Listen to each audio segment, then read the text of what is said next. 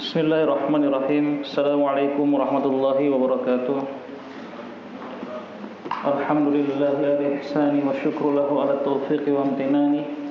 Asyhadu an la ilaha illallah wahdahu la syarika lah ta'ziman li sya'ni. Wa asyhadu anna Muhammadan abduhu wa rasuluhu ad-da'iya ila ridwani. Wa sallallahu alaihi wa ala alihi wa ikhwani. Allahumma anfa'na bima 'allamtana wa 'allimna ma yanfa'una wa zidna ilma. Insyaallah kita lanjutkan pembahasan kitab Al-Wajiz fi Fiqh Sunnati wal Kitabil Aziz yang ditulis oleh Syekh Dr. Abdul Azim Al-Badawi rahimahullahu taala. Kita sampai pada pembahasan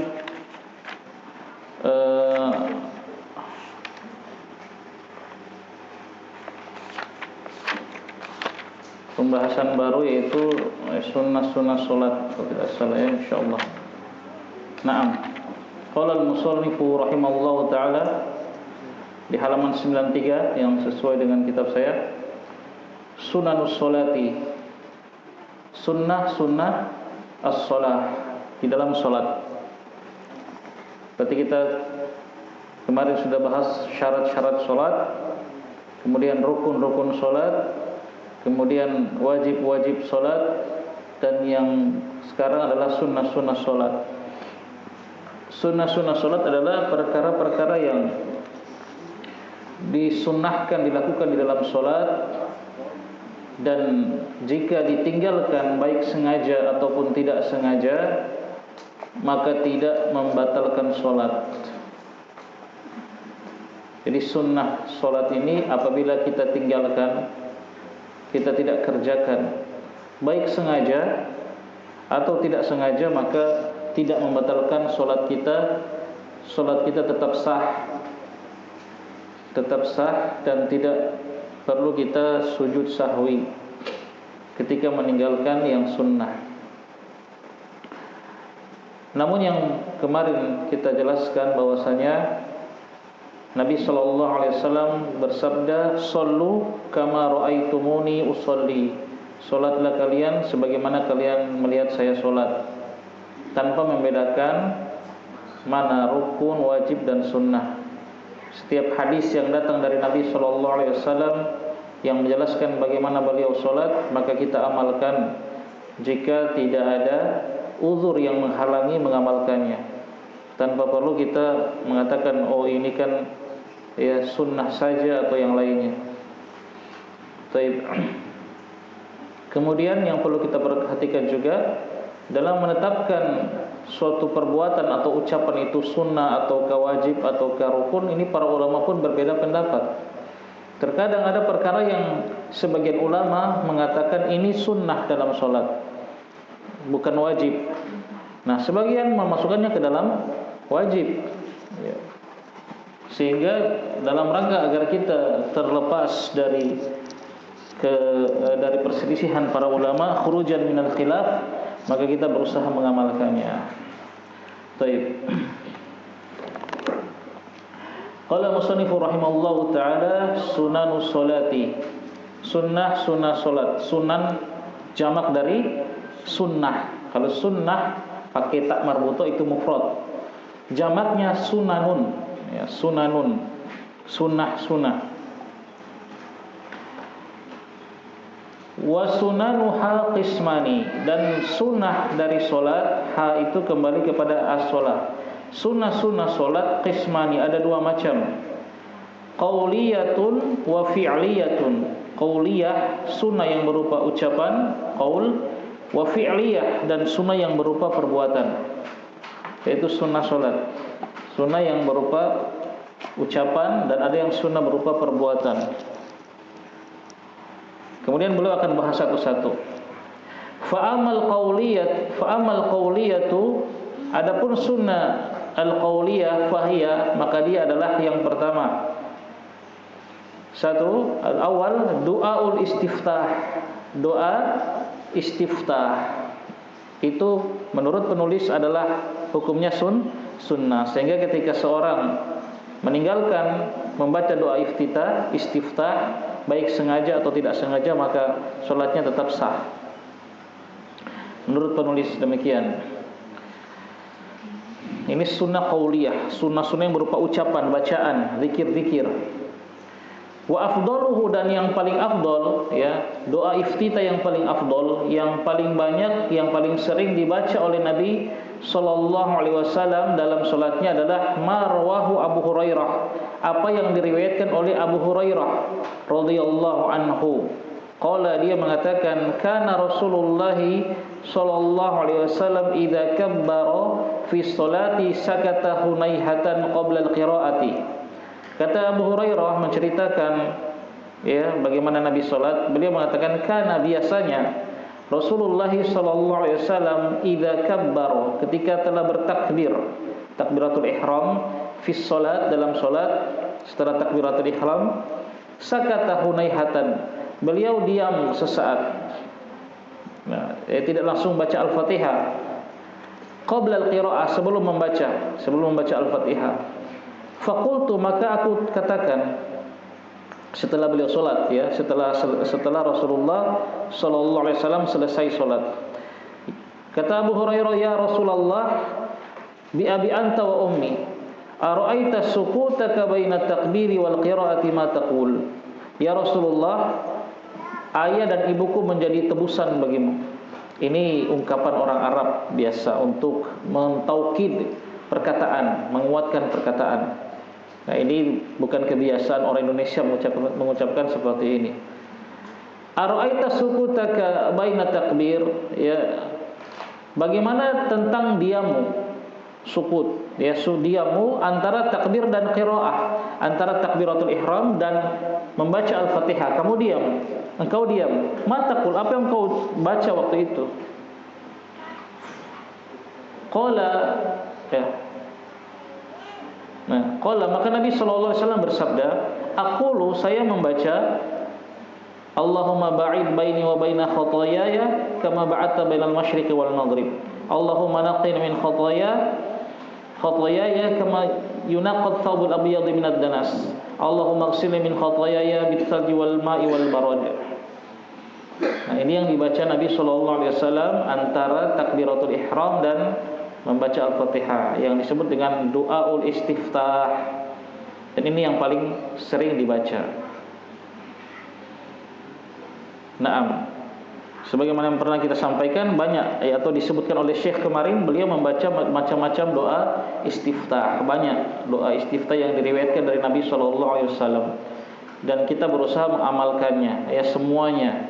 Kita amalkan di semuanya, tapi bukan di satu kali sholat, di beda-beda sholat.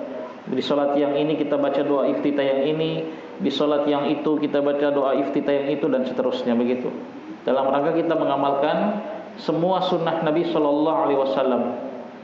Tapi yang paling banyak beliau baca adalah yang ini, Allahumma ba'id. Insyaallah tidak perlu saya terjemahkan lagi, ya, nanti memakan waktu. Kalau ingin tahu, insyaallah antum sudah tahulah terjemahannya, udah baca, sering kita baca bertahun-tahun. Kalau ingin lihat terjemahan, silakan lihat di buku Doa dan Zikir yang ditulis oleh Ustaz Yazid rahimahullah taala. Ustaz Yazid bin Abdul Qadir Jawas rahimahullah taala. Situ lengkap.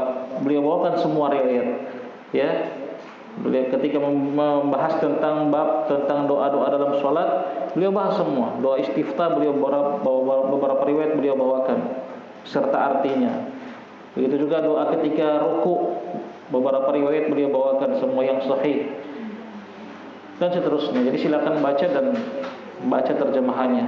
Ini yang pertama, doa istiftah, doa pembuka. Itu hukumnya apa? Menurut Syekh di sini sunnah. Yang kedua, al-isti'adzatu, sunnah qauliyah. Perkataan yang kedua adalah al-isti'adzah, mengucapkan isti'adzah, ta'awudz, ya. Allah berfirman, fa idza qara'tal qur'ana fasta'idz billah minasyaitonir rajim. Jika kalian akan membaca Al-Qur'an, fasta'idz billah, maka berlindunglah kepada Allah dari syaitonir rajim. Itu perintah Allah. Baik baca Al-Qur'an itu di luar salat ataupun di dalam sholat, ya, kita berta'awudz, Ya, sebelum kita baca Al-Fatihah kita ta'awudz dulu, a'udzubillahi minasyaitonir rajim, boleh, atau boleh yang datang dalam hadis ini dari Abu Sa'id Al-Khudri radhiyallahu anhu anin Nabi sallallahu alaihi wasallam annahu kana idza qama ila sholati istaftaha thumma yaqulu a'udzubillahi as-sami'il 'alim minasyaitonir rajim min hamzihi wa nafthihi wa nafthihi. Nabi SAW jika beliau telah berdiri untuk solat, beliau membuka solatnya dengan ucapan A'udzubillahi as-sami'il 'alim minasyaitonir rajim min hamzihi wa nafthihi wa nafthihi. Nah, itu yang paling lengkap. Boleh cukup A'udzubillahi minasyaitonir rajim, boleh. Ya. Ini. Ya Allah, aku berlindung kepada Allah yang Maha mendengar dan lagi Maha mengetahui dari syaitan yang terkutuk, dari hamzihi, dari kegilaannya, wa nafthihi wa nafthihi. Nafhi itu tiupan hembusan angin, wa nafthihi itu tiupan yang disertai dengan ludahnya. Sebagian ulama mengatakan nafhihi itu tiupannya itu adalah ya kesombongan, wa nafthihi adalah syair-syair syaitan. Kita berlindung kepada Allah Subhanahu wa taala dari hal ini. Jadi seperti itu. Dan perlu diperhatikan, pertama dalam firman Allah tadi, fa idza qara'tal Qur'an fasta'idz billahi minasyaitonir rajim. Apabila engkau qara'ta ini fi'il apa? Fi'il madhi, kan? Qara'ta kan? Qara'a yaqra'u. Qara'ta fi'il madhi. Kalau kita hanya berbekal bahasa Arab mentafsirkan hadis ini atau mengamalkan hadis ini, maka hadis ini, jika engkau telah selesai membaca Al-Quran, fasta'idz billah minasyaitonir rajim, maka isti'adalah kepada Allah dari syaitan yang terkutuk. Berarti nanti kita habis baca Al-Quran baru kita a'udzubillahi minasyaitonir rajim. Nah, itu kalau kita cuma berbekal ilmu nahwu. Nah, di antara ciri ahlus sunnah dan ahlul bid'ah, ahlus sunnah dalam memahami Al-Quran maupun hadis, mereka akan kembalikan kepada bagaimana Nabi SAW mengamalkan Al-Quran dan hadis tadi. Bagaimana para sahabat mengamalkan Al-Quran atau hadis tadi. Nabi dan para sahabat ketika membaca Al-Quran berta'awudz di awal membaca. Tidak ada diriwayatkan mereka ta'awudznya di akhir. Berarti mereka menafsirkan ayat ini, jika engkau akan membaca Al-Quran, bukan telah membaca Al-Quran. Nah, kemudian di sini juga perlu kita ketahui, isti'adzah ini dalam membaca Al-Quran adalah ketika kita memang sengaja ya akan beribadah kepada Allah dengan membaca Al-Quran, maka kita isti'adzah. A'udzubillahi, antum mempersiapkan diri, wudu, ya, duduk. Memang antum niat saya akan beribadah saat ini kepada Allah dengan membaca Al-Quran. Itu baru kita isti'adzah. Adapun ketika kita berdalil dalam khutbah atau dalam ceramah, atau antum berdalil dengan ayat-ayat Al-Quran, maka tidak perlu membaca a'udzubillahi minasyaitonir rajim. Dari mana hal ini? Ya, dari perbuatan Nabi sallallahu alaihi wasallam. Kembalikan selalu kepada Nabi sallallahu alaihi wasallam. Nabi ketika berdalil dengan Al-Quran, ketika sedang menasihati para sahabat, kemudian menukil ayat Al-Quran, beliau tidak ta'awudz dulu. Tidak a'udzubillahi minasyaitonir rajim, ya. Tidak. Baik itu dalam khutbah atau ketika ceramah, ketika menyampaikan mau'izah, nasihat para sahabat, kemudian beliau menukil ayat Al-Quran, beliau tidak ta'awudz dulu. Tidak a'udzubillahi minasyaitonir rajim, tidak. Di konteksnya beda. Yang disuruh kita berlindung adalah ketika kita duduk ingin membaca Al-Quran, ingin beribadah kepada Allah dengan membaca Al-Quran. Ya, adapun berdalil, ya, untuk sampaikan dalil kepada orang tidak perlu a'udzubillahi minasyaitonir rajim. Nah, kita lihat bagaimana Nabi sallallahu alaihi wasallam mengamalkan ayat ini. Baik, itu yang kedua. Sunnah qauliyah yang kedua. Yang ketiga sekarang at-ta'minu, mengucapkan amin setelah membaca Al-Fatihah, ya. Baik untuk imam maupun untuk makmum. Ya, jadi imam juga mengucapkan amin ketika dia selesai membaca, setelah membaca waladdallin, imam dan makmum mengucapkan amin. Anwa'il bin Hujr, ya, Anwa'il bin Hujrin, qala, dia mengatakan radhiyallahu anhu, dia mengatakan Kana Rasulullah sallallahu alaihi wasallam idza qara'a waladdallin qala amin wa rafa'a biha sautahu. Kata Wa'il bin Hujr radhiyallahu anhu, biasanya Rasulullah sallallahu alaihi wasallam ketika membaca waladdallin selesai Al-Fatihah, qala, beliau mengatakan amin, ya, wa rafa'a biha sautahu, dan beliau mengangkat suaranya dalam mengucapkan amin. Jadi diangkat amin, ya, tentu tidak berlebihan juga dalam mengencangkan suaranya, ya. Saya pernah sholat di belakang samping orang bapak-bapak itu sampai kaget. Angkat memang amin. Amin itu apa? Apa maknanya amin? Amin itu isim atau fi'il? Nah, isim atau fi'il ada di Mukhtarat ini. Isim fi'il. Ya. Isim bermakna fi'il. Fi'il apa dia maknanya? Fi'il amr. Apa maknanya? Istajib. Jadi amin itu isim, tapi maknanya istajib, kabulkanlah. Nah, antum mengatakan kabulkanlah, terimalah ya Allah, apa bagaimana? Wah, amin. Tidak ada adab kan? Amin. Sambil direnungkan, terimalah. Apa yang disuruh terima? Ya doa tadi Al-Fatihah. Ihdinas siratal mustaqim, siratal ladzina an'amta 'alaihim, ghairil maghdubi 'alaihim waladdallin. Itu kan doa semua. Kita amin, istajib ya Allah, kabulkan dengan adab. Bukan dengan jadi mengucapkan amin. Dari Abu Hurairah radhiyallahu anhu, anna Rasulullah sallallahu alaihi wasallam bersabda, "Idza ammanal imamu," nah, jika imam mengucapkan amin, fa ammanu, maka kalian juga ucapkanlah amin, ya. Fa in, nah, maka di sini Nabi mengatakan idza ammanal imam, apabila imam telah mengucapkan amin, ya, fa'ammanu, maka ucapkanlah amin. Sehingga di sini para ulama berselisih, apakah ucapan makmum itu bersamaan dengan imam ataukah setelah imam? Karena Nabi mengatakan jika imam sudah mengatakan amin, ya, baru kalian mengucapkan amin. Jadi nanti setelah imam waladdallin, baru imam amin sendiri, baru makmum amin. Itu sebagian ulama mengatakan demikian dalam memaknai zahir hadis. Ya, sebagian ulama mengatakan ya sama-sama, ya, aminnya imam dan aminnya makmum sama-sama.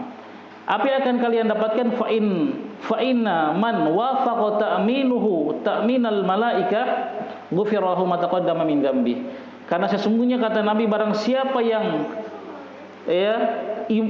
ucapan aminnya wafaqa, sesuai dengan ucapan aminnya malaikat, nah berarti ini faedahnya malaikat juga mengucapkan apa?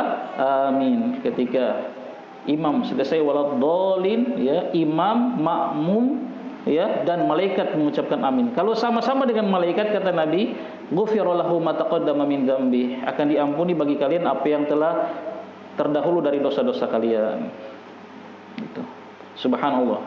Ucapan amin yang mungkin ya sederhana sekali tapi bisa menjadi pembersih dosa.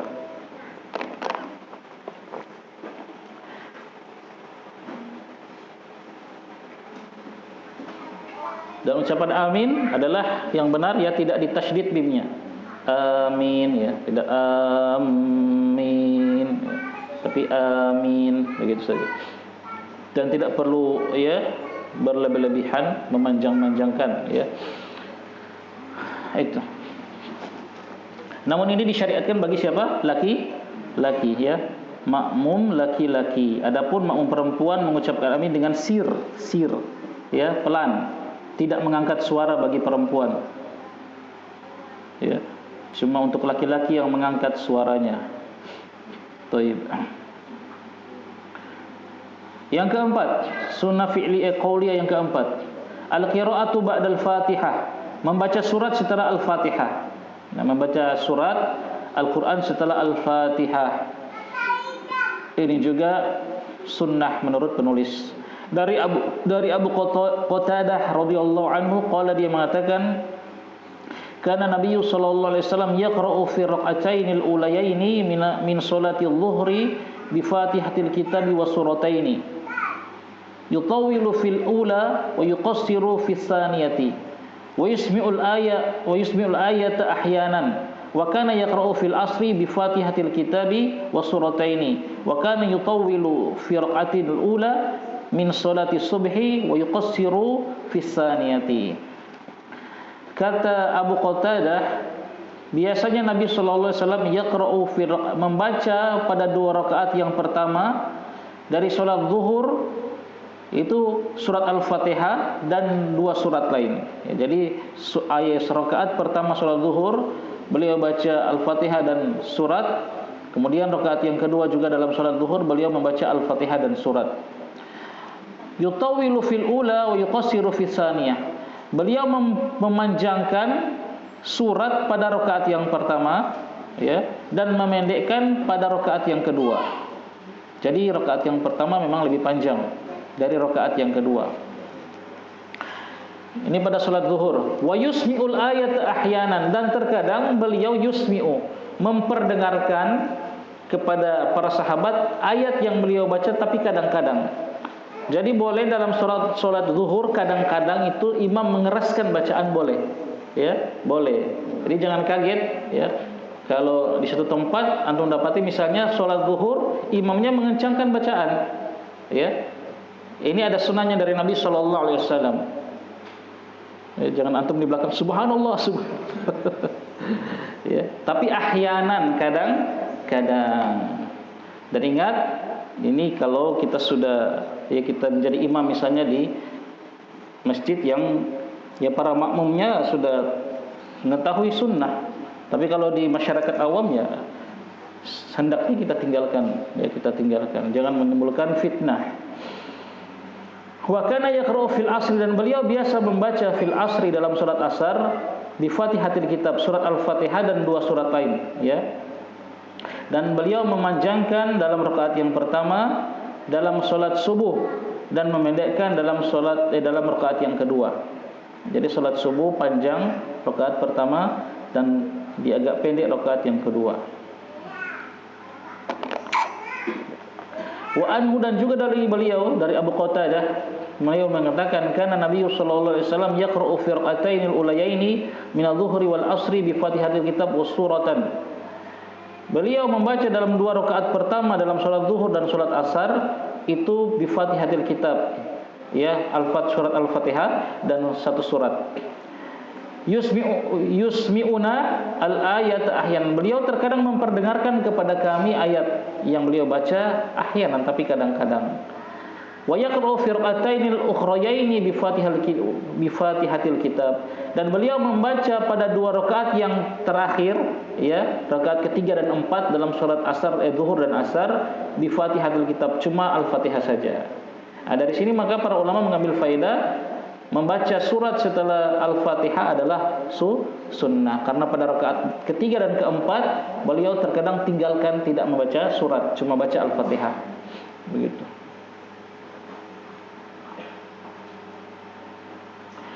Nah, wa tusannul qira'atu fil ukhrayaini ahyanan. Nah, dan disunahkan juga beliau menambah membaca surat setelah Al-Fatihah pada 2 rakaat terakhir, pada salat asar dan salat zuhur, atau pada salat isya, ya. Jadi rakaat ketiga dan keempat pada salat zuhur, salat asar dan salat isya terkadang beliau tetap baca lagi surat, tapi ahyanan, kadang-kadang, ya. Kebanyakannya beliau cuma mencukupkan dengan Al-Fatihah. Itu.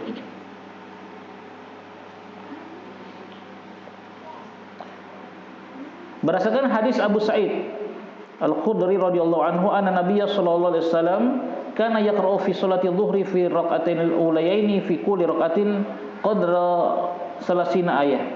Biasanya Nabi sallallahu alaihi wasallam membaca dalam salat zuhur pada rakaat yang pertama semisal 30 ayat, ya, sepanjang 30 ayat. Dan pada dua rakaat yang terakhir pada sholat zuhur beliau membaca semisal 15 ayat, ya, berarti beliau baca juga terkadang, ya, 15 ayat, berarti lebih pendek.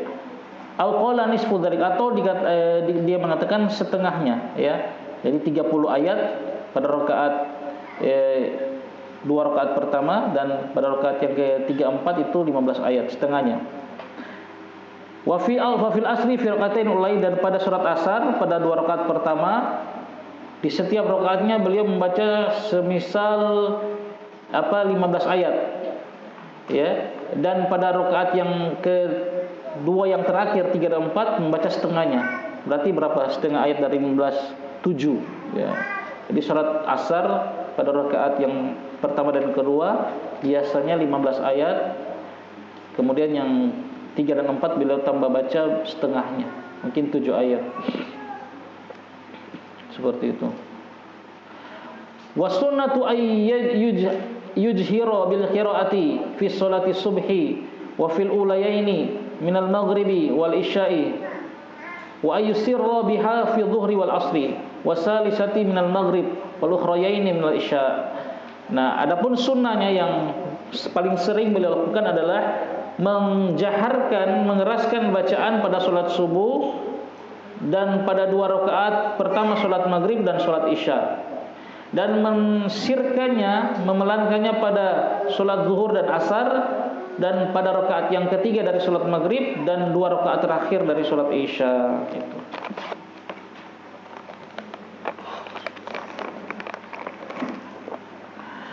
Khamis, yang kelima, sunnah ucapan yang kelima, at-tasbihu fi ruku'i was sujud. Ucapan tasbih dalam ruku' dan sujud. Nah, itu juga dihukumi sunnah oleh penulis di sini. Dari Hudzaifah radhiyallahu anhu, dia mengatakan sholaitu ma'an nabiyyi sallallahu alaihi wasallam fa kana yaqulu fi ruku'ihi subhana rabbiyal azim wa fi sujudihi subhana rabbiyal a'la. Hudzaifah mengatakan, aku salat bersama Nabi sallallahu alaihi wasallam, maka beliau membaca dalam rukuknya subhana rabbiyal azim wa fi sujudihi, dan membaca dalam sujudnya subhana rabbiyal a'la. Wa an Utbah bin Amir, dari Utbah bin Amir radhiyallahu anhu, dia mengatakan kana Rasulullah sallallahu alaihi wasallam idza raka'a qala subhana rabbiyal azim wa bihamdihi thalathan wa idza sajada qala subhana rabbiyal a'la wa bihamdihi thalathan. Nah, adapun hadis Utbah bin Amir lebih lengkap. Beliau mengatakan Rasulullah sallallahu alaihi wasallam kalau ruku beliau membaca subhana rabbiyal azim wa bihamdihi 3 kali. Wa idza sajada, dan apabila beliau sujud beliau membaca subhana rabbiyal a'la wa bihamdihi thalathan 3 kali. Ini boleh. Kemudian yang keenam, az-ziyadatu fil i'tidali minar ruku'i ala qaulin rabbana walakal hamd bi ihda hadhihi riwayat. Yang keenam, sunnah qauli yang keenam, az-ziyadatu, menambah, fil i'tidal minar ruku', ketika bangkit dari ruku', pada perkataan rabbana walakal hamd ya. Menambah ya, setelah membaca rabbana walakal hamd, menambah dengan salah satu dari tambahan berikut ini. Jadi setelah kita membaca, lalu ucapan apa kemarin? Rabbana walakal hamd. Ini hukumnya apa? Hah? Rabbana walakal hamd baru kemarin. Hah? Rukun atau wajib? Berselisih para tulab. Wajib, masuk wajib salat ya. Ucapan sami Allahu liman hamidah, Rabbana walakal hamd ya. Takbiratul intiqal kan?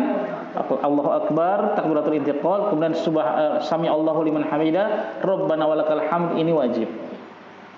Nah, adapun menambah setelah Rabbana walakal hamd itu sunnah. Tambahannya apa? Ini beliau bawakan beberapa riwayat tambahan. Boleh kita tambah mil'us samawati wa mil'ul ardi wa ma bainahuma wa mil'u ma syi'ta min syai'in ba'du. Ahlat sana'i wal majni la mani'a lima a'taita wa la mu'tiya lima mana'ta wa la yanfa'u dzal jaddi minkal jadd. Itu tambahan boleh. Artinya nanti cari di buku doa Ustaz Yazid. Ya. Atau dia menambah dengan ucapan Rabbana walakal hamd hamdan katsiran ya, tambah dengan hamdan katsiran thayyiban mubarakan alaihi kama yuhibbu rabbuna wa yarda. Nah, itu boleh tambah seperti itu. Jadi 2 tambahan ini beliau bawakan di sini. Mil'us sama, yaitu yang paling sering kita baca ya, atau hamdan katsiran thayyiban mubarakan alaihi kama yuhibbu rabbuna wa yarda. Boleh tambah dengan itu. Kemudian yang ketujuh, ad-du'a'u baina sajdataini. Sunat ucapan yang ketujuh adalah berdoa antara dua sujud. Ya, ketika duduk antara dua sujud, nah ucapannya adalah apa yang kita baca itu sunnah menurut penulis. Dari Hudzaifah, anna Nabiyya sallallahu alaihi wasallam kana yaqulu baina sajdataini rabbighfirli rabbighfirli. Nabi sallallahu alaihi wasallam membaca pada duduk antara dua sujud dengan rabbighfirli rabbighfirli. Nah, boleh cuma seperti itu. Itu riwayat rabbighfirli rabbighfirli, ya Allah ampunilah aku, ya Allah ampunilah aku. Ya, cukup seperti itu boleh. Atau yang lebih lengkap dari Ibnu Abbas, Nabi sallallahu alaihi wasallam membaca Allahumma ighfirli warhamni wajburni wahdini warzuqni. Nah, itu Ibnu Abbas. Ya Allah, ighfirli ampunilah aku, warhamni rahmatilah aku, wajburni dan cukupkanlah aku kekuranganku, wahdini berikanlah petunjuk kepadaku, warzuqni dan berikanlah rezeki kepadaku. Ada lagi yang lebih panjang, rabbighfirli warhamni wajburni warfa'ni wahdini wa'afini warzuqni. Itu yang lebih panjang, yang biasa kita baca. Baik. Kemudian yang ke-8, sunnah fi'liyah yang ke-8, as-salatu 'alan nabiy sallallahu alaihi wasallam ba'da tasyahhudil awal li fi'li sallallahu alaihi wasallam dzalika. Berselawat kepada Nabi sallallahu alaihi wasallam setelah tasyahud awal, berdasarkan perbuatan Nabi sallallahu alaihi wasallam akan hal tersebut.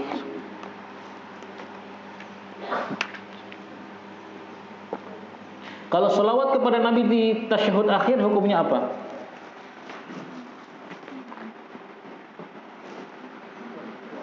Rukun.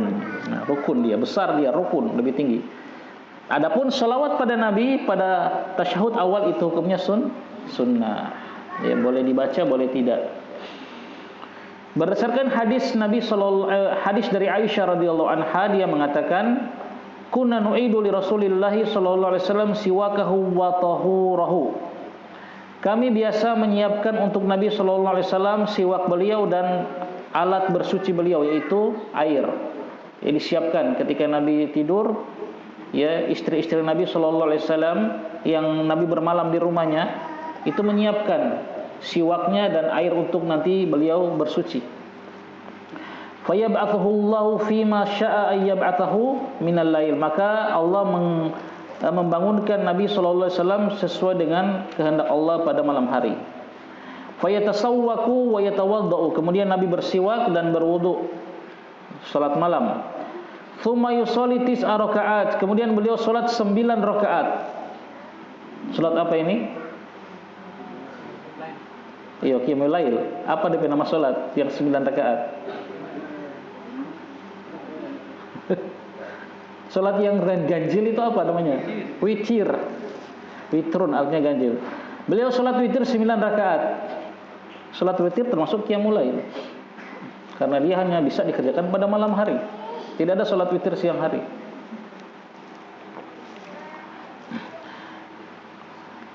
Beliau salat witir 9 rakaat kata Aisyah. La yajlisu fihinna illa inda tsaminah. Beliau tidak duduk tasyahud awal kecuali setelah pada rakaat yang ke-8 itu. Terus rakaat pertama, kedua, ketiga terus sambung sampai rakaat ke-8 baru beliau duduk tasyahud awal.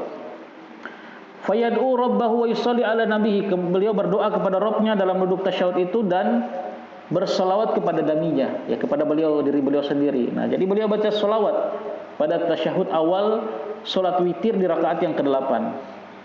Tsumma yanhadu wa la yusallim. Kemudian setelah itu berselawat, ya, beliau bangkit tanpa salam, ya, tidak salam, langsung bangkit ke rakaat ke-9. Tsumma yusalli tasi'ah. Ya, kemudian beliau salat yang ke-9, rakaat yang ke-9. Fayaqudu, kemudian beliau duduk. Tsumma yahmadu rabbahu wa yusalli ala nabi sallallahu alaihi wasallam wa yad'u tsumma yusallim. Kemudian beliau duduk pada tasyahud akhir di rakaat ke-9 dan beliau memuji Rabbnya, berselawat atas nabinya dan beliau berdoa. Kemudian beliau salam. Nah, ini sekaligus menceritakan bagaimana cara sholat witirnya Nabi yang 9 rakaat. Sudah pernah antum amalkan ini? Insyaallah sudah, ya. Insyaallah Ahlus Sunnah wal Jamaah itu semangat. Jadi bukan cuma sholat witir 1 rakaat terus. Husnuzonnya begitu. Nah, tapi yang pembahasan kita di sini Nabi bersolawat pada tahiyat awal, ya, yang pada rakaat ke-8 itu. Naam, yang ke-9 ad-du'a'u ba'da tasyahhudil awal wa tsani. Sawa. Yang disunahkan juga sunnah perkataan ucapan pada solat itu yaitu berdoa setelah tasyahud awal dan tasyahud kedua. Ya, jadi sunnah kita berdoa itu pada tasyahud awal dan kedua juga, bukan cuma tasyahud kedua saja sebelum salam, tidak. Tasyahud awal setelah kita at-tahiyatu lillah wa shalawatu wa thayyibat, terus bersalawat Allahumma shalli ala Muhammad wa ala Muhammad kama shallaita ala Ibrahim wa ala Ibrahim innaka Hamidum Majid, dan seterusnya. Kita tambah dengan doa pada tasyahud awal. Ya, tasyahud akhir juga begitu. Adapun dalil doa setelah tasyahud awal adalah dari Ibnu Mas'ud. Dia mengatakan, "Inna Muhammadan sallallahu alaihi wasallam, sesungguhnya Nabi Muhammad sallallahu alaihi wasallam qala bersabda, idza qa'adtum fi kulli rak'ataini, jika kalian duduk di setiap 2 rakaat, ya, faqulu, maka ucapkanlah at-tahiyatu lillahi wa shalawatu wa thayyibat." Nah, ini ucapan tahiyat. Assalamu alayka. Adapun setelah Nabi meninggal apa? Assalamu ala nabi wa rahmatuhu wa barakatuhu wa rahmatullahi wa barakatuhu. Assalamu alayna wa ala ibadillahis shalihin. Asyhadu an la ilaha illallah wahdahu la wa asyhadu anna Muhammadan abduhu wa rasuluh. Dalam riwayat Ibnu Abbas ada asyhadu an la ilaha illallah wahdahu la syarikalah wa asyhadu anna Muhammadan abduhu wa rasuluh. Ada teman begitu. Ini Ibnu Mas'ud tidak ada. Nah, setelah itu apa? Tsumma liyatakhayyar ahadukum, maka hendaklah memilih salah seorang di antara kalian minad du'ai, di antara doa-doa ajabahu yang paling dia sukai. Ya. Falyad'u rabbahu azza wa jalla, dan dia berdoa kepada Rabbnya azza wa jalla dengan doa tersebut. Itu dalil bolehnya berdoa pada setelah tasyahud awal. Amma ba'da tsani, adapun dalil boleh berdoa, anjuran berdoa pada tasyahud akhir. Dari Abu Hurairah radhiyallahu anhu, dia mengatakan, qala Rasulullah sallallahu alaihi wasallam, idza faragha ahadukum minat tasyahud, kalau salah seorang di antara kalian faragha, telah selesai dari tasyahud akhir. Nah, di sini Nabi mengatakan tasyahud akhir. Falyata'awwadz billah, maka ta'awudlah, berlindunglah kepada Allah min arba, dari 4 perkara. Min azabi jahannam, dari adab neraka jahanam, wa min azabil qabri, dan dari adab kubur, wa min fitnatil mahya wal mamat, dan dari fitnah kehidupan dan kematian, wa min syarri masihil dajjal, wa min syarril masihid dajjal, dan dari keburukan al-masih ad-dajjal. Itu. Jadi Nabi suruh kita berlindung kepada Allah dari 4 hal tersebut. Nah, lafaz doanya ya silakan antum baca di buku doanya Ustaz Yazid rahimahullahu taala, di situ lengkap. Jadi berdoa. Kemudian yang ke-10 at-taslimatu tsaniyah.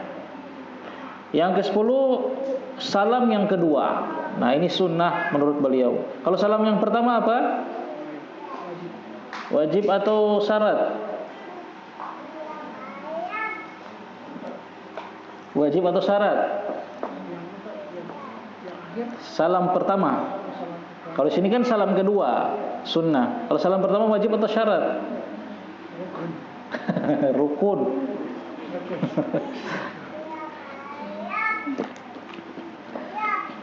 Berarti ahad depan setor ya. Syarat-syarat salat 1 2 3. Rukun-rukun salat 1 2 3, wajib-wajib salat 1 2 3, sunnah-sunnah salatnya. Wajib setor semua satu-satu. Kita tidak belajar dulu ahad depan. Harus sudah hafal. Ya, sebelum kita masuk ke yang berikutnya ya. Semua setor satu persatu biar sampai zuhur. Syarat salat, rukun salat, wajib salat, sunnah salat, sunnah fi'liyah dan qauliyah. Begitu. Wajib ya. Ahad depan insyaallah.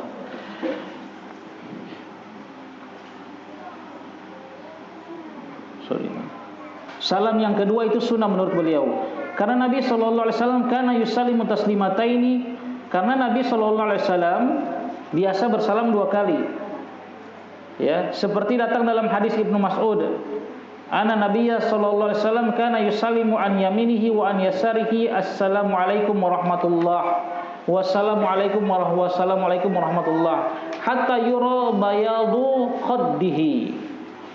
Kata Ibnu Mas'ud, Nabi SAW biasa mengucapkan salam ke kanan dan ke kirinya dengan ucapan assalamualaikum warahmatullah, kanan kiri, sampai kelihatan putih pipihnya, putih pipinya Nabi SAW. Itu memang sempurna beliau menoleh begini, ya sempurna sampai sahabat bisa melihat putih pipinya. Akan tetapi rubbama terkadang iktasara ala taslimatin wahidatin. Tetapi terkadang kata Syekh, beliau mencukupkan dengan satu salam saja ke kanan, tidak dibalas ke kiri. Seperti datang dalam hadis Aisyah radhiyallahu anha, anna Nabiyya sallallahu alaihi wasallam kana yusallimu fi sholati taslimatan wahidatan tilqa wajhihi yamilu ila syiqqi al-aymana syai'an. Kata Aisyah radhiyallahu anha, Nabi sallallahu alaihi wasallam ya mengucapkan salam dalam salat itu satu kali, cuma assalamualaikum ke kanan, ke arah depan, dan memiringkan sedikit wajahnya ke kanan, memiringkan sedikit, tidak full. Jadi assalamualaikum cuma begitu, tidak sampai di tadi kelihatan pipinya. Kalau kanan kiri kelihatan pipinya, tapi terkadang cuma menoleh sedikit, ya. Satu kali ke kanan, assalamualaikum warahmatullahi wabarakatuh. Sehingga dari sini para ulama mengatakan salam yang kedua adalah hukumnya sunnah karena pernah Nabi tinggalkan, begitu.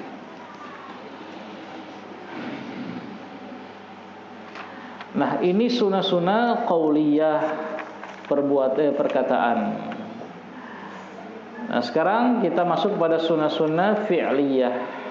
Sunnah-sunnah berupa perbuatan. Baik, gantian membaca. Silakan, qara. Sunnah fi'liyah yang pertama, perbuatan. Raf'ul yadaini 'inda takbiratul ihram. Mengangkat dua tangan ketika takbiratul ihram. Nah, kalau ucapan takbiratul ihram hukumnya apa? Rukun. Takbiratul ihram rukun. Ya. Jadi ucapan Allahu Akbar, takbirat itu rukun. Adapun mengangkat kedua tangan hukumnya sunnah. Jadi kalau ada orang antum lihat datang langsung Allahu Akbar begitu, ya sudah, jangan diingkari. Ya, jangan diingkar, jangan disuruh ulang sholatnya. Ya, karena mengangkat itu adalah hukumnya sunnah menurut Syekh di sini. Tapi ucapan Allahu Akbar, takbirnya itu yang rukun. Seperti itu. Ya, mengangkat kedua tangan ketika takbiratul ihram wa indar ruku'i, dan ketika ruku, ya. Ketika kita ruku Allahu Akbar, kita angkat tangan, itu mengangkat tangannya, ya. Adapun ucapan Allahu Akbar takbiratul intiqal itu wajib. Ya, kalau takbiratul ihram rukun ucapan takbirnya, kalau takbiratul intiqal itu wajib. Adapun pengangkatan tangan itu sunnah. Dan juga ketika mengangkat kepala dari ruku. Nah, mengangkat tangan. Saya sami Allahu liman hamidah, kita angkat gitu. Ya. Wa indal qiyami minat tasyahud awal, dan mengangkat tangan ketika berdiri setelah tasyahud awal. Ya, setelah tasyahud awal kita berdiri Allahu Akbar, angkat lagi tangannya. Ya. Jadi di sini kata Syekh ada berapa? Ada berapa tempat berarti? 4. Ketika takbiratul ihram Allahu Akbar, ketika akan ruku Allahu Akbar, ketika bangkit dari ruku sami Allahu liman hamidah, itu mengangkat tangan. Kemudian terakhir ketika bangkit dari tasyahud awal, duduk tasyahud awal, setelah kita tasyahud awal kita bangkit angkat Allahu Akbar. Itu 4 tempat mengangkat tangan di sini kata Syekh. Ana Rasulullah, hadisnya dari Ibnu Umar radhiyallahu anhuma. Ana Rasulullah sallallahu alaihi wasallam kana yarfa'u yadayhi hadwa mankibaihi idza iftataha as-salata wa idza kabara li ruku'i wa idza rafa'a ra'sahu min ruku'i wa rafa'ahuma kadzalika aydan. Kata Ibnu Umar, bahwasanya Rasulullah sallallahu alaihi wasallam biasa mengangkat tangannya sejajar pundaknya, ya, sejajar pundaknya. Ketika membuka salat, ya berarti ketika takbiratul ihram. Wa idza kabbara li ruku', dan kedua ketika beliau bertakbir untuk ruku'. Wa idza, yang ketiga wa idza rafa'a ra'sahu min ruku', dan ketika mengangkat kepalanya dari ruku'. Ya. Wa rafa'ahuma kadzalika aidan, ya, beliau juga mengangkat kedua tangannya ketika bangkit dari rukuk, seperti itu. Nah, kemudian dilengkapi dengan hadisnya Nafi'. Ya, Nafi'nya muridnya Ibnu Umar. Nafi' mengatakan bahwasanya Ibnu Umar kalau masuk dalam sholat beliau bertakbir dan mengangkat kedua tangannya, takbiratul ihram. Dan kalau akan rukuk beliau mengangkat kedua tangannya. Dan ketika mengatakan sami'allahu liman hamidah, rafa' yadayhi, beliau juga mengangkat kedua tangannya. Wa idza qama min ar-rak'ataini, dan apabila beliau berdiri dari rak'ataini, dari dua rakaat, ya, setelah dua rakaat yang pertama, yaitu ketika setelah tasyahud awal, rafa'a yadayhi, beliau juga mengangkat kedua tangannya. Itu kata siapa? Nafi'. Wa rafa'a dzalika, dan mengangkat hal tersebut, memarfu'kan hal tersebut. Ibnu Umar memarfu'kan perbuatan beliau, maksudnya menyandarkan perbuatan beliau tadi kepada siapa? Kepada Nabi sallallahu alaihi wasallam. Begitu. Nah, ini tempat mengangkat tangan dalam salat, ya. Nah, tapi Syekh masih menambahkan di sini, lihat. Wa yusannu raf'uhuma ahyanan inda kulli khafdin wa raf'in. Nah, itu garis bawahi itu. Wa yusannu, dan disunahkan mengangkat kedua tangan juga itu kadang-kadang setiap turun dan naik. Jadi dalam gerakan setiap antum turun itu selalu angkat tangan, dan juga ketika naik angkat tangan juga, ya. Ketika turun, ya, dari ketika mau sujud. Nah, berarti terkadang boleh mengangkat tangan. Sujud kan? Sami'allahu liman hamidah. Begitu. Antum baca Rabbana walakal hamd, hamdan katsiran thayyiban mubarakan fi.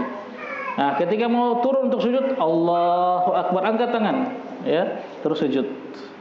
Tapi kata Syekh di sini ahyanan, ya.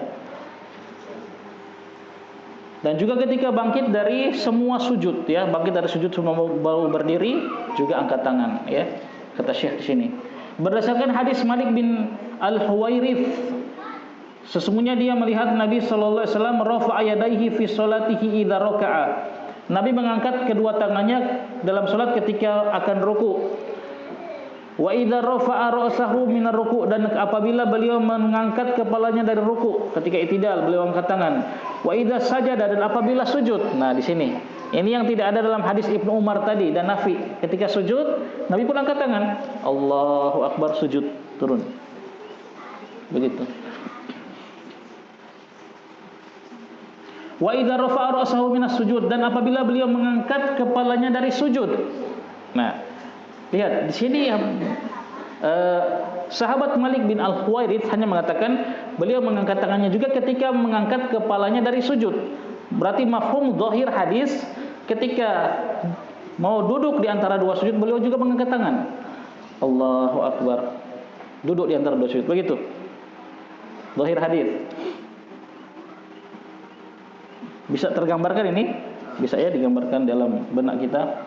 Hatta yuhadhi bihima furu'a udhunaihi, sampai beliau, ya, menyetarakan kedua telapak tangan itu ketika angkat sejajar dengan telinganya. Nah, ini dalil para ulama mengatakan dalam hadis Ibnu Umar mengangkat tangan itu sejajar mangkibai, ya, pundak. Dalam hadisnya Malik bin Huwairith mengangkat tangan sejajar telinga. Begitu. Rafiq, dari sini. Rafiq.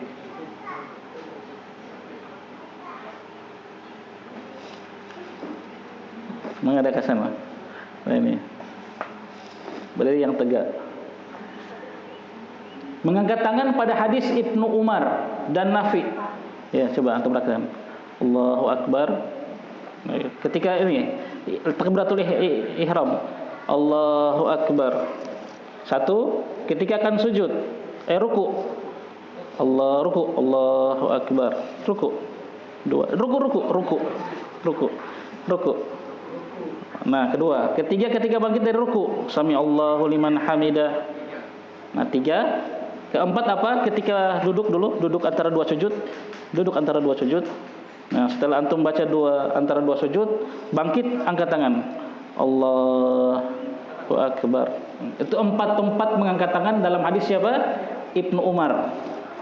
Naam. Gantian. Siapa? Fadil. Ayo maju. Barakallahu fiik. Dalam hadis Malik bin Al-Huwairits, setiap turun maupun naik itu mengangkat tangan. Berarti semua. Coba antum praktikkan 1 rakaat, naik turun angkat tangan semua. Dengar saja suara saya. Anak suara dengar. Allahu Akbar. Takbir. Ya, Allahu Akbar. Sami Allahu liman hamidah. Allahu Akbar. Angkat tangan. Mau turun. Allah, angkat tangan, sujud. Allahu Akbar. Sujud. Allahu Akbar. Angkat tangan. Oh, angkat sejajar telinga. Allahu Akbar. Nah, setiap naik dan turun. Berdiri. Allahu Akbar. Angkat tangan. Angkat tangan. Nah, barakallahu fiik. Begitu. Duduk. Itu zahir hadisnya Malik Al-Huwairits. Maka ketika kita melihat ada yang melakukan itu, tidak perlu kita ingkari. Ada sunnahnya. Ya. Itu pentingnya kita belajar, ya, agar kita tahu, ya, tidak mudah mengingkari sesuatu padahal kita yang belum tahu. Naam. Taib.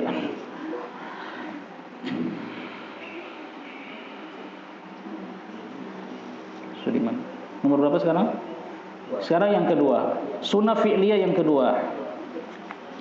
Wad'ul yamin 'alal shimal fawqa sadri, meletakkan kanan di atas yang kiri di atas dada. Ya, di dada sini, ya. Dada. Sini. Dada. Tidak perlu di sini, ya. Sadar itu ini semua, ya. Ini sadar sampai di sini, sampai di ini, ya. Jadi jangan gulu, ya. Itu kata menurut penulis ini sunnah. Berarti kalau ada orang yang meletakkan kiri di atas kanan juga, ya, tidak sampai membatalkan sholat. Tapi khilafus sunnah, menyelisihi sunnah, seperti itu. Artinya sah sholatnya, sah. Kita kan bicara sah atau tidak sah kan ini, ya, rukun, wajib, sunnah. Tapi kalau dia letakkannya begini kiri di atas kanan, dia menyelisihi sunnah Nabi SAW. Dari Sahal bin Sa'ad qala kana nas yu'maruna an yad'a ar-rajulu yadal yumna ala dhira'ihi al-yusra fi shalah. Manusia, kata Sahal bin Sa'ad, maksudnya di manusia di sini para sahabat. Ingat, dengarkan hadis ini. Yu'maruna, diperintahkan untuk agar seorang laki-laki itu meletakkan tangan kanannya di atas, ya, pergelangan tangan kirinya. Fi sholat, di dalam sholat. Nah, hadis ini, hadisnya Sahal bin Sa'id ini tidak mentafsil. Jadi disebutkan secara mutlak, berarti meletakkan tangan kanan di atas tangan kiri di semua sholat, di dalam sholat semuanya ketika berdiri. Baik itu berdiri sebelum ruku ataupun berdiri sesudah ruku. Sami Allahu liman hamidah. Taruh lagi. Kan Sahal bilang kami diperintahkan untuk taruh tangan kanan di atas tangan kiri ketika sholat. Ya. Jadi ketika setelah berdiri dari i'tidal juga taruh Sami Allahu liman hamidah. Begini. Jangan dilepas. Itu. Menurut sebagian ulama. Di antaranya, ya, seperti Syekh Albani rahimallahu taala menguatkan pendapat ini. Jadi secara i'tidal tangan ditaruh lagi di dada berdasarkan hadis Sahal bin Sa'ad ini. Nah, sebagian ulama mengatakan tidak, ya. Itu irsal, ya, irsal. Karena dalam hadis yang kemarin sudah kita baca, kita berdiri sampai semua persendian kembali ke tempatnya. Jadi irsal begini. Ya, Syekh Utsaimin rahimahullah taala menguatkan pendapat ini. Setelah bangkit dari ruku, ya, tangan lepas, tidak ditaruh di dada, gitu. Jadi ini khilaf bainal ulama, ya, tidak perlu kita jadikan bahan untuk, ya, saling menghujat. Nah, Syekh Utsaimin dalam Kitabul Ilmi pernah menceritakan kejadian ada orang sampai saling mengkafirkan gara-gara ini, ya. Saling mengkafirkan, ini Syekh Utsaimin menceritakan dalam Kitabul Ilmi. Jadi salat satu begini setelah Sami Allahu liman hamidah, satu lepas, Ya, yang mereka berbantah-bantahan, ya. Man raghiba an sunnati falaisa minni, satu mengatakan, barang siapa yang benci sunnahku, kata Nabi, bukan dariku, berarti kafir. Ya, ini sunnah kata dia. Ya, satu kata ini yang sunnah, lepas begini irsal. Ya, saling mengkafirkan.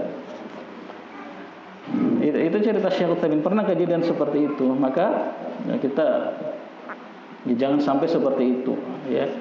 Apalagi saling mengeluarkan seorang dari ahlus sunnah hanya karena satu lepas irsal, satu digenggam tangannya setelah berdiri dari rukuk. Berkata Abu Hatim, qala Abu Hatim, Pak antum situ Abu siapa? Hazim, ya. Sorry, ana Abu Hatim, ada koreksian Abu Hatim. La a'lamuhu illa yanmi dzalika ila Nabi sallallahu alaihi wasallam. Aku tidak mengetahui, kata Abu Hatim, kecuali dia Sahal bin Sa'ad itu menyandarkan hadis itu kepada ya Nabi sallallahu alaihi wasallam. Ya. Hadis Wa'il bin Hujr juga mengatakan, saya salat ma'a Rasulillah sallallahu alaihi wasallam, bersama Rasulullah sallallahu alaihi wasallam, wa wada'a yadahul yumna, dan beliau meletakkan tangan yang kanannya ala yadi al yusra, atas tangannya yang kiri, ala sadrihi, di dadanya. Naam. Itu sunnah fi'liyah yang kedua. Yang ketiga, sunnah fi'liyah yang ketiga, an-nadharu ila maudhi'is sujud, melihat ke tempat sujud. Itu sunnah menurut beliau sini.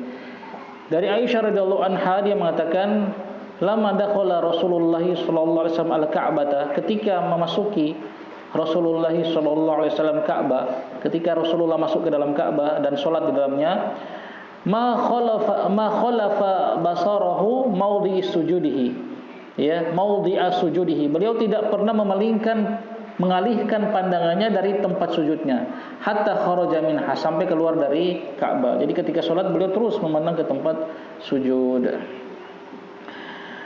Nah, itu sunnah fi'liyah yang ketiga. Kemudian yang keempat,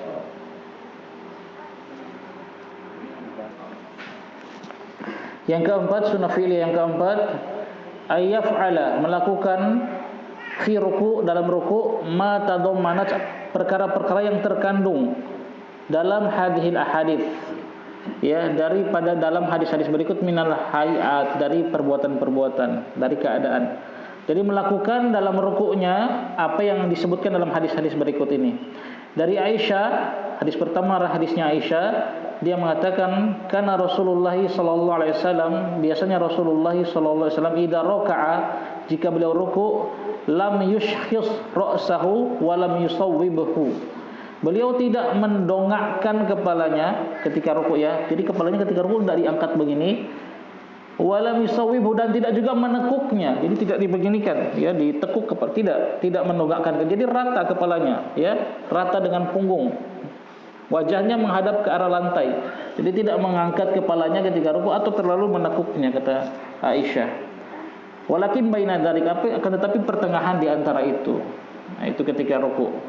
Itu hadis pertama, ketika ruku'. Kemudian hadis kedua dari Abu Humaid, ketika dia mensifati salatnya Nabi sallallahu alaihi wasallam, dia mengatakan, wa idza raka'a, kalau beliau ruku', amkana yadayhi min rukbatahi, beliau mengokohkan, ya, menegakkan kedua tangannya di lututnya. Jadi pegang itu tempurung lutut kita, di situ tangan Nabi sallallahu alaihi wasallam. Tsumma hasara dhahrahu, kemudian beliau meluruskan punggungnya. Itu hadis kedua. Kemudian dari Wa'il bin Hujr, hadis ketiga, anna Nabiyya sallallahu alaihi wasallam kana idza raka'a farraja asabi'ahu. Beliau kalau rukuk, kata Wa'il bin Hujr, ya, beliau merenggangkan jari-jarinya. Jadi ketika pegang lutut itu tidak dibeginikan, ya, jarinya ketika memegang lutut, tapi begini, ya, digenggam lututnya, tempurung lutut kita itu. Ya. Tuh. Dan dari Abu Humaid juga hadis berikut, bahwasanya Nabi sallallahu alaihi wasallam, ya, ruku' fawadha'a yadayhi ala rukbatayhi, ketika ruku' beliau meletakkan tangannya, kedua telapak tangannya di lututnya, kedua lututnya. Ka'annahu qabidun alaihima, seolah-olah beliau menggenggam, ya, lututnya. Jadi genggam, direnggangkan jari-jarinya, terus digenggam lututnya. wa wattara yadayhi, ya, dan beliau meluruskan tangannya, ya, tidak ditekuk ke dada sini, ke rusuk. Fanahahuma an jambaihi, dan beliau menjauhkan tangannya dari, ya, rusuknya sini, dari lambungnya itu. Jadi tidak ditekuk begini tangannya di lambung sini ketika rukuk, dibuka seperti itu. Nah, ini sifat-sifat rukuknya Nabi sallallahu alaihi wasallam. Dan sama antara laki-laki dan perempuan, ya, tidak ada beda. Kemudian sunnah fi'liyah yang kelima.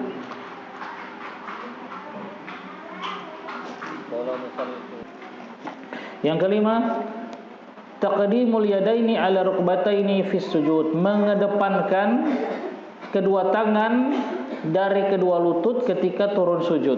Jadi lebih dulu apa? Tangan dulu baru lutut. Ya, tangan dulu baru lutut. Dari Abu Hurairah radhiyallahu anhu, dia mengatakan, telah bersabda Rasulullah sallallahu alaihi wasallam, "Idza sajada ahadukum," jika sujud salah seorang di antara kalian, maksudnya akan turun sujud, fala yabruk, maka janganlah dia turun, ya, sujud duduk, kama yabrukul ba'ir, seperti ba'ir itu turun duduk, ya, onta. Wal yadha, maka letakkanlah yadaihi, kedua tangannya, lebih dulu qabla rukbatayhi, sebelum kedua lututnya, ya, jadi tangan dulu baru lutut. Ini pendapat yang dikuatkan oleh Syekh penulis kitab di sini. Namun jumhur ulama, jumhur berarti mayoritas ulama, ya, 3 lawan 1. Syafi'i, Imam Ahmad dan Imam Abu Hanifah menyelisihi Imam Malik, ya. Jumhur ulama mengatakan yang benar adalah lutut dulu baru tangan, ya. Ini perselisihan yang panjang. Mereka saling mendhaifkan hadis. Bagi ulama yang mengatakan lutut dulu, jumhur ulama, ya, jumhur mayoritas ulama mengatakan lutut dulu baru tangan. Mereka dhaifkan hadis tadi, ya, yang barusan kita baca itu. Ya, di antaranya yang mendhaifkan adalah, yang menjelaskan kedhaifannya adalah Al-Imam Ibnu Qayyim rahimahullahu taala. Beliau mengatakan hadis ini adalah hadis yang maqlub. Kalau antum belajar mustalah hadis, ada namanya macam-macam yang hadis dhaif itu, salah satunya namanya hadis maqlub. Apa artinya maqlub? Qalaba, dari kata qalaba, isi maf'ulnya maqlubun, terbalik. Hadis ini terbalik, kata Ibnu Qayyim. Harusnya, ya, wal yadha rukbataihi, letakkanlah dulu lututnya baru kedua tangannya. Kenapa? Agar sesuai dengan awal hadis. Karena awal hadis Nabi mengatakan janganlah turun duduk seperti turunnya onta. Kalau onta turun dulu, lebih dulu apa? Depannya turun dulu, baru belakangnya. Antum mencari di YouTube bagaimana onta kalau mau duduk. Depannya dulu, ya, tangannya dulu, baru belakangnya. Nabi larang jangan seperti itu. Berarti harusnya lutut dulu baru tangan. Hadis ini maklub, perawi tabak tukar. Itu kata Ibnu Qayyim. Maka hadis ini tidak menjadikan hujah karena maklub, hadis dhaif. Begitu. Kemudian jumhur ulama juga, jumhur ulama ini yang mengatakan lutut dulu dari baru tangan, itu jumhur ulama, mayoritas ulama mengatakan ini kalau lutut dulu baru tangan itu sesuai dengan tabiat manusia, lebih mudah, kan begitu. Antum turun yang lebih dekat dengan tanah apa? Lutut, lebih mudah, lutut dulu baru tangan. Kalau tangan dulu bisa terjungkal, kata mereka, dan susah. Ya, jadi lebih sesuai dengan tabiat manusia, lutut dulu baru tangan. Ini jumhur ulama seperti itu. Ya, antum pilih yang mana? Ya terserah, ini kan khilaf baina ulama. Yang jadi masalah bukan khilafnya. Karena antum belajar fikih pasti ada khilafnya. Yang jadi masalah bagaimana orang menyikapinya. Ya, bahkan ada yang pernah saya dengar seolah-olah itu dijadikan itu patokan. Oh, ahlus sunnah dia lihat kalau tangan dulu itu ahlus sunnah, ya. Kalau lutut dulu ahlul bid'ah. Ya Allah. Berarti tidak belajar fikih. Jumhur ulama mengatakan lutut dulu. Nah, termasuk ulama muassirin, Syekh Utsaimin dan Syekh bin Baz mengatakan lutut dulu, ya. Syekh Albani tangan dulu, gitu. Nah, ini anehnya kita seperti itu karena tidak belajar. Dia cuma belajar sifat solatnya Nabi yang ditulis oleh Syekh Albani. Kemudian dia jadikan patokan, barang siapa yang solatnya tidak sesuai dengan kitab sifat solat nabinya Syekh Albani yang dia baca ringkasan dan terjemahan cuma lagi, berarti bukan ahlus sunnah. Aneh ini. Bagaimana? Kita katakan jangan taklid kepada Imam Syafi'i, jangan taklid kepada Imam Malik, Imam Ahmad, Abu Hanifah. Begitu juga jangan taklid juga kepada Syekh Albani rahimahullahu taala tanpa mengurangi keutamaan beliau. Kita kan begitu. Ada orang dia belajar sifat salat Nabi ketika baru ngaji, yang dia baca juga terjemahan dan ringkasan.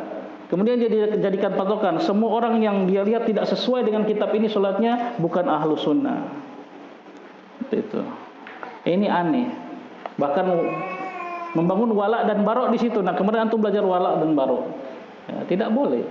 Jadi masalahnya bukan pada khilafnya. Silakan antum pilih yang menurut antum rajih, silakan. Tangan, yang penting bukan kepala dulu. Kalau kepala dulu, enggak, itu bid'ah itu namanya.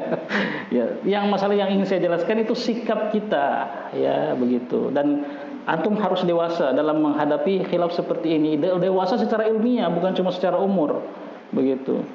Antum sebagai orang yang sudah takhusus belajar fikih, bukan cuma belajar pukul lari, dorong bilang taklim umum, ya sudah takhusus harus tahu bagaimana menyikapi masalah khilaf para ulama, ya seperti itu. Nah, dan dalam masalah ini Syekh penulis Al-Wajiz menguatkan tangan dulu. Adapun saya mengikuti jumhur ulama, mayoritas ulama, termasuk Syekh bin Bas dan Syekh Utsaimin yang mengatakan lutut dulu baru tangan. Ya, silakan, tidak perlu ikut saya, tidak perlu. Antum baca sendiri dalil-dalilnya seperti itu. Ya, jadi bukan masalah pada khilafnya, tapi bagaimana kita menyikapi orang yang berbeda pendapat dengan kita. Baik. Naam, yang ke-6 saya baca ya, sudah tinggal 10 menit ya. Saya baca. Yang ke-6, ayyaf'ala fi sujudihi ma tadammanathu hadhil ahadisu minal hay'ah. Dia melakukan dalam sujudnya seperti apa yang terkandung dalam hadis-hadis berikut. Hadis yang pertama dari Abu Humaid tentang sifat salat Nabi sallallahu alaihi wasallam, ya, Nabi idza sajada, kalau Nabi sujud, wada'a yadayhi, ya, beliau meletakkan telapak tangannya, ghairu muftarishin, ya, wala qabidihima, tidak muftarish, tidak menempelkan tangannya. Muftarish itu menjulurkan, membentangkan tangannya di lantai, tidak begini, ya, tapi diangkat, ya. Dan tidak menggenggam telapak tangannya, tidak begini, tidak sujud tangannya begini, tidak dibuka dan tangannya diangkat, tidak muftarish. Wastaqbala bi atrafi asabi rijlaihi al-qiblah, dan beliau menghadapkan ujung-ujung jari kakinya ke arah kiblat, ya gitu. Itu cara yang pertama, bentuk yang pertama dalam sujud. Kemudian hadis berikut dari Al-Bara' bin Azib radhiyallahu anhu, dia mengatakan, dia mengatakan Rasulullah bersabda sallallahu alaihi wasallam, idza sajadta, kalau kamu sujud, fadha kafaika warfa mirfaqaika. Nah, kalau kamu sujud kata Nabi, ya, letakkan telapak tanganmu di tanah dan angkat, ya, sikum, angkat. Ya, jadi jangan ditempel, ya, ini jangan ditempel, ini diangkat sikum. Ya. Kemudian hadis yang berikut dari Abdullah bin Malik, ya, bin Buhaina radhiyallahu anhu, anna Nabiyya sallallahu alaihi wasallam bersabda, ya, anna Nabiyya sallallahu alaihi wasallam kana idza shalla, beliau kalau salat, farraja baina yadayhi hatta, ya, yabdua bayadu ibtayhi, ya. Nabi kalau salat, kalau sujud, beliau menjauhkan, ya, kedua tangannya sampai kelihatan putihnya ketiak beliau. Putihnya kedua ketiak beliau, gitu.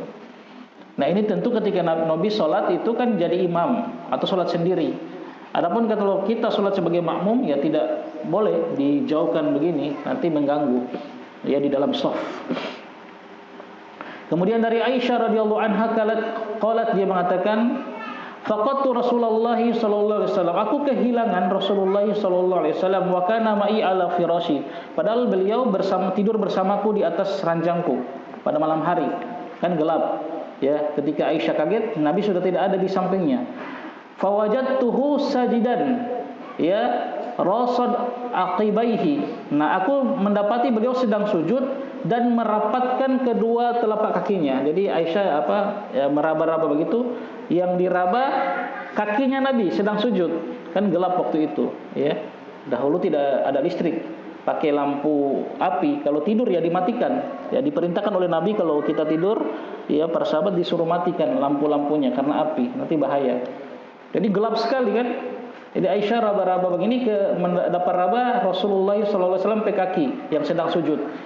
Yang kakinya kata Aisyah sedang didekatkan. Jadi ketika sujud kakinya Nabi itu dirapatkan, didekatkan. Ini juga dalil bahwasanya menyentuh wanita itu tidak membatalkan wudu, karena Aisyah menyentuh kakinya Nabi SAW. Ya, kalau itu membatalkan wudu, ya berarti Nabi akan membatalkan sholatnya.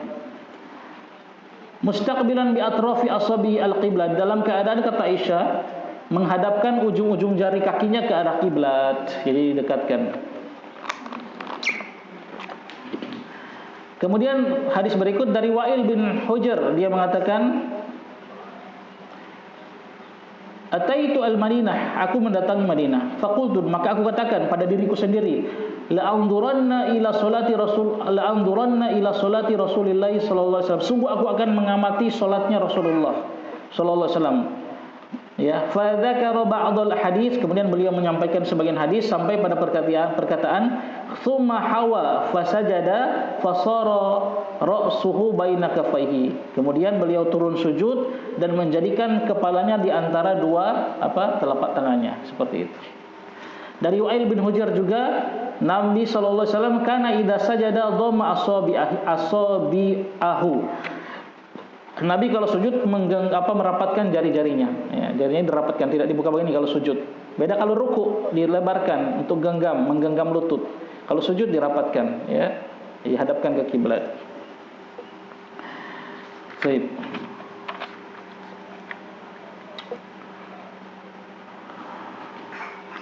Masih satu muka ya. Jam berapa? Zuhur, masih zuhur ini.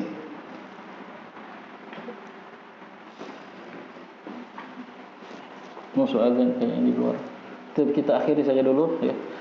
Insyaallah kita selesaikan sunnah fi'liyah ini pada pertemuan yang akan datang insyaallah. Tinggal ya 7, 8, 9, 10 tinggal 4 berarti ya, yang kita akan bahas pada pertemuan yang akan datang.